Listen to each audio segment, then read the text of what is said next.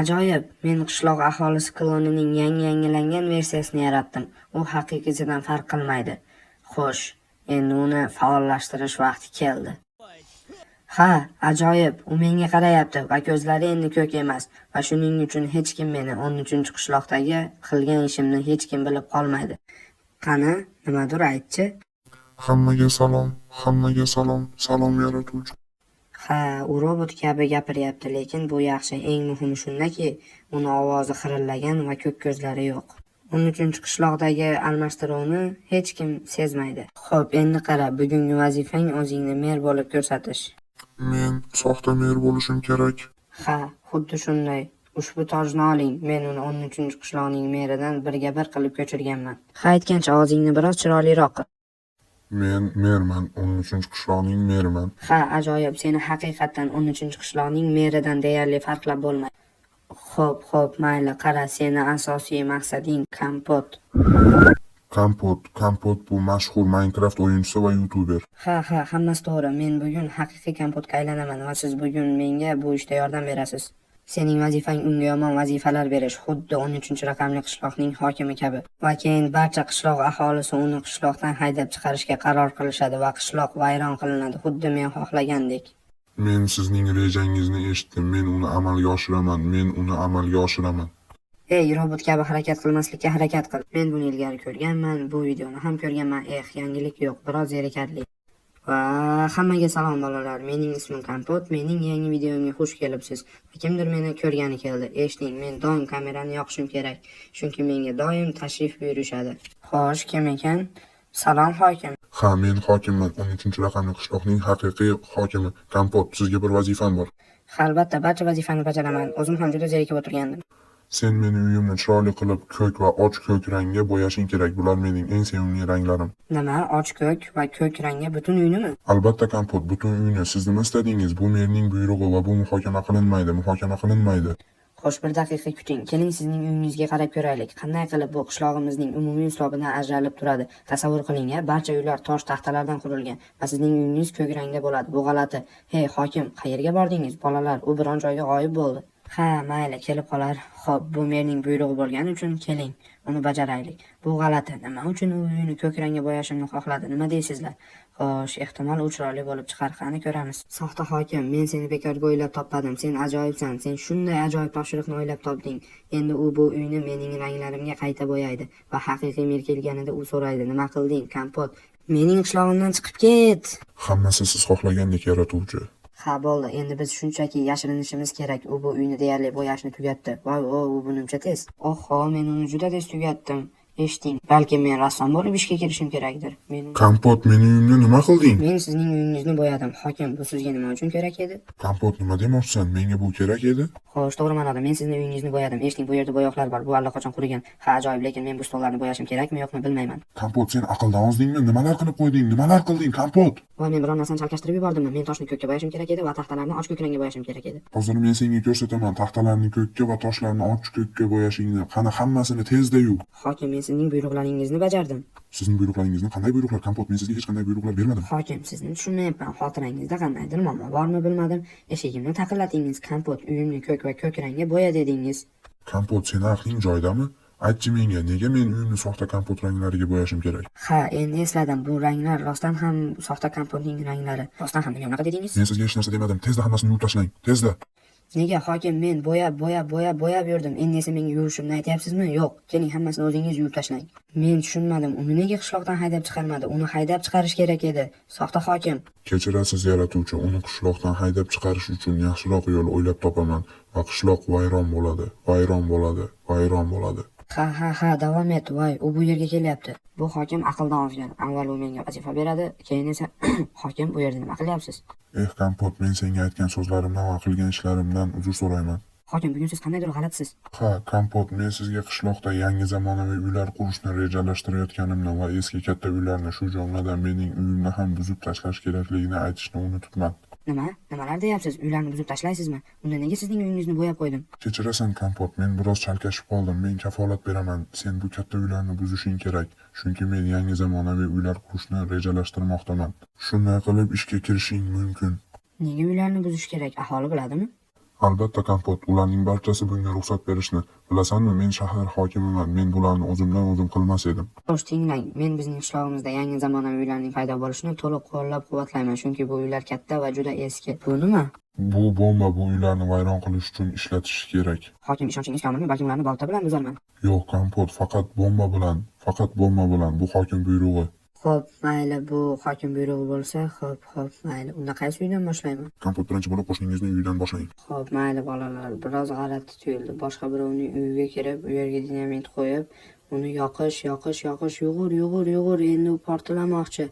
Va qarang, tom qulashi mumkin. Balki men haqiqatdan ham shahar hokimiga bu uyni bolta bilan qismlarga ajratishni taklif qilishim kerakdir. Ey, hokim, qayerga ketdi? Xo'p, yaxshi keling, bu uyni dinamit bilan yo'q qilishni davom ettiraylik. Ha, albatta. Eng yaxshi fikr emas, lekin nima ham qilamiz, davom ettiramiz. Voy, buni qarang.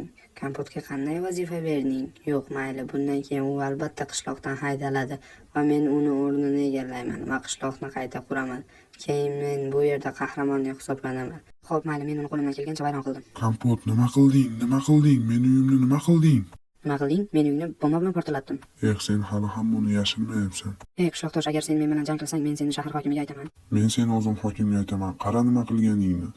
Nima demoqchisiz? Hokim mendan shu ishni qilishimni so'radi. U buni siz bilan kelishibdi.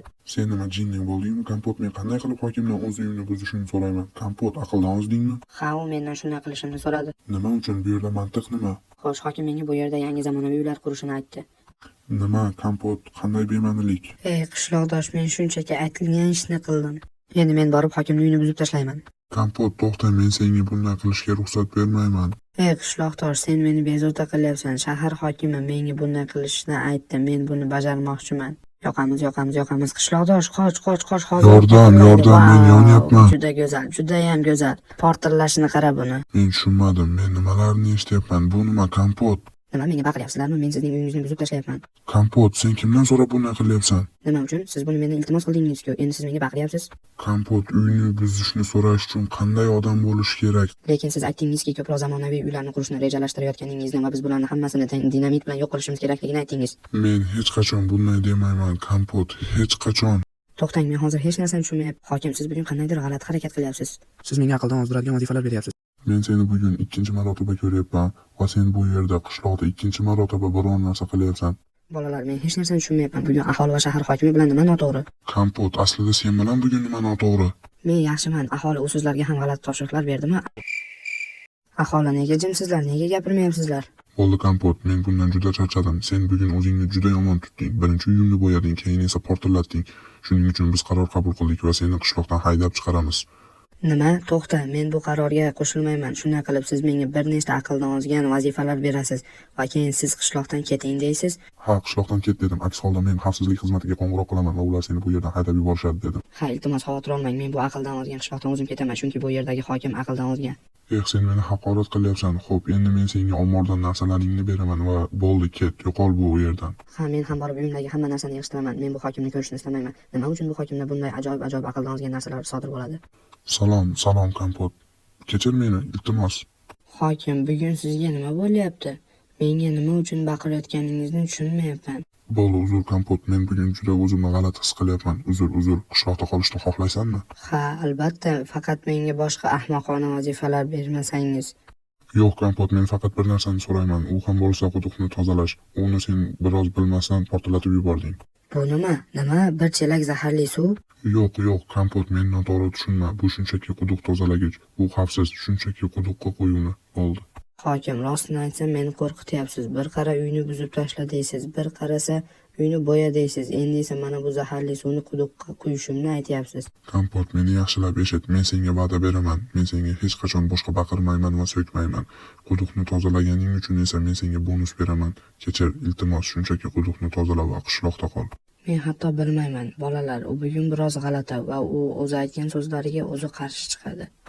Kompot, rostdan ham senga aytgan so'zlarim uchun uzr so'rayman. Men hech qachon bunday gaplarni aytmayman.